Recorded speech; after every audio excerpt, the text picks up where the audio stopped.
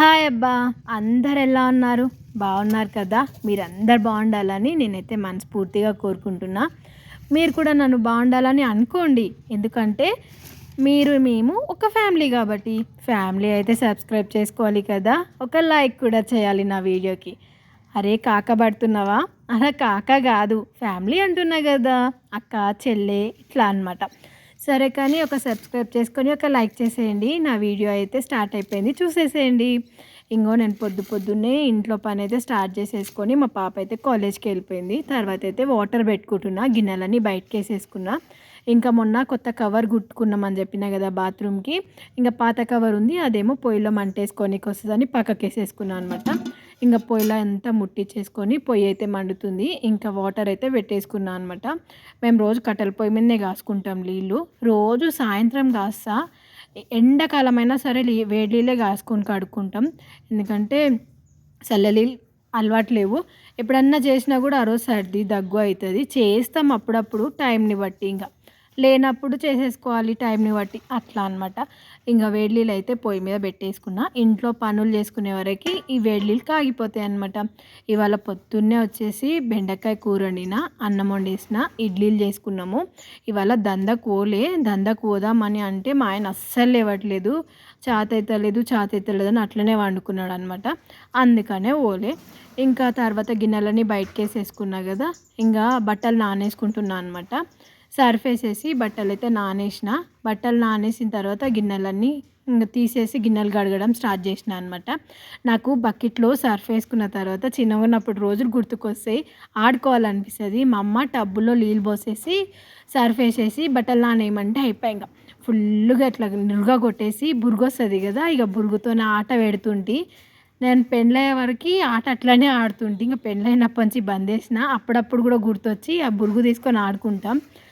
ఇంకా గిన్నెలు అయితే కడగడం స్టార్ట్ చేసిన. ఇవాళ గిన్నెలు చాలా పడ్డాయి. టిఫిన్ చేసిన రోజు ఫుల్గా పడతాయి గిన్నెలు, ఇంకా టిఫిన్ చేయని రోజేమో కొంచెం తక్కువ పడతాయి అనమాట. ఇంకా రోజు అన్నం కూర ఒకటే వండితే నా బిడ్డకు మాత్రం కోపం వచ్చేస్తుంది. నా కొడుకుంటే మాత్రం ఇంకా వాళ్ళు స్కూల్కి పోయేటప్పుడు కంటిన్యూగా రోజు చేసేదాన్ని టిఫిన్. ఇప్పుడైతే చేయడం బంద్ చేసిన అనమాట. ఎందుకంటే నాకు కూడా టైం ఉండలేదు, వాళ్ళకు కూడా టైం ఉండలేదు. వాళ్ళకి కొంచెం టైం ఉన్నా కూడా పొద్దున్నే లేచి చేస్తుంటే అప్పుడు, ఇంకా ఇప్పుడు చేతిలో పైసలు కూడా ఉండాలి కదా, అప్పుడు కొంచెం ఉంటుండే, ఇప్పుడు లేవన్నమాట. అందుకనే చేయట్లేదు. ఉన్నప్పుడు మాత్రం చేస్తా, లేనప్పుడు ఇంకా సర్దుకపోవాలని చెప్తా వాళ్ళకి కూడా.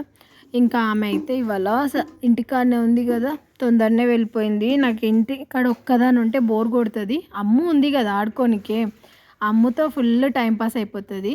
ఇంకా గిన్నెలు అయితే అన్నీ కడిగేసుకున్నా అనమాట.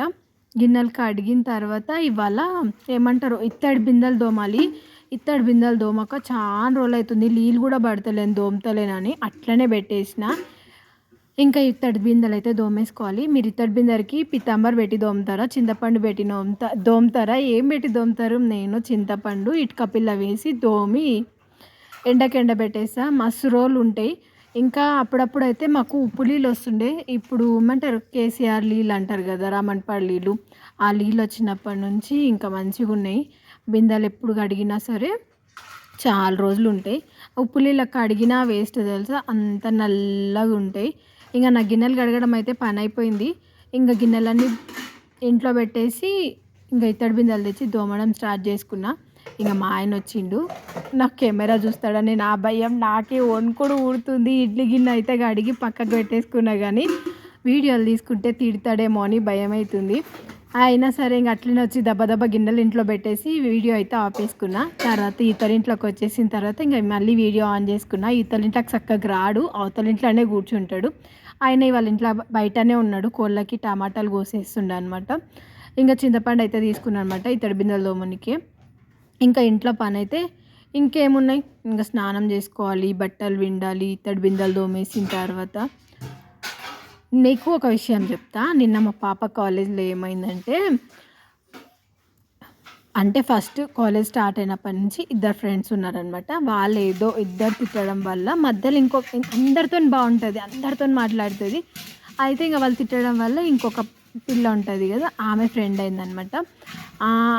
మళ్ళీ కలిసిపోతుంటారు, మళ్ళీ కొట్లాడుతుంటారు. మొన్న ఒకసారి బాగా కొట్లాడి 1 నెలనో 2 నెలలు అస్సలు మాట్లాడలేదు. అయితే ఇంకొక పాప ఉంది కదా, ఆ పాపతో నుండి వాళ్ళు నిన్ను తిట్టుకుంటున్నారు అట్లా ఇట్లా అని చెప్పిండ్రంట. చెప్పినందుకు వాళ్ళ మీద కోపంతో మాట్లాడలేదు. మొన్నటిదాకా వచ్చి మాట్లాడిండ్రంట. మాట్లాడిన తర్వాత ఏమైందంటే ఈమె చెప్పిన విషయాలు ఆమె మీరు నన్ను ఇట్లా తిట్టిరంట, అట్లా తిట్టిరంట అనేసి చెప్పేసిందంట. చెప్తే వాళ్ళు బాగా కొట్లాడుకున్నారంట. ఇంటికొచ్చి అరే వాళ్ళు చెప్పలేరంట, ఈమె ఎందుకు నాకు చెప్పింది అనేసి నాకు చెప్తుంది. అంటే నువ్వు అక్కడి విషయాలు అక్కడనే మర్చిపోవాలి, వీళ్ళు చెప్పిన విషయాలు వీళ్ళే చెప్పడం మర్చిపోవాలి, ఆమె చెప్పిన విషయాలు ఆమెనే మర్చిపోవాలి. అట్లా మధ్యలో ఇద్దరు కొట్లాడ పెట్టడం నీది తప్పు కదా అంటే, అరే అమ్మ అబద్ధం చెప్పింది, అబద్ధం చెప్పిందని ఎట్లా అనుకుంటావు? వాళ్ళు కూడా నీకు అబద్ధం చెప్పొచ్చు కదా, వాళ్ళు అని ఉండొచ్చు కదా, ఈ పిల్లది నిజం కావచ్చు కదా. ఒకవేళ వాళ్ళదే కరెక్ట్ అయినా వాళ్ళిద్దరికి కొట్లాట పెట్టడం నీ తప్పు కదా. ఆమె కూడా నీతో ఫ్రెండ్ కావాలనే కదా అట్లా ఉంది అని అన్నా. అవును కదా, ఎందుకమ్మా ఎప్పుడు నన్నే తిడతావు అంటే, నువ్వు చేసే పనులు కరెక్ట్ ఉంటే నిన్నెందుకు తిడతా?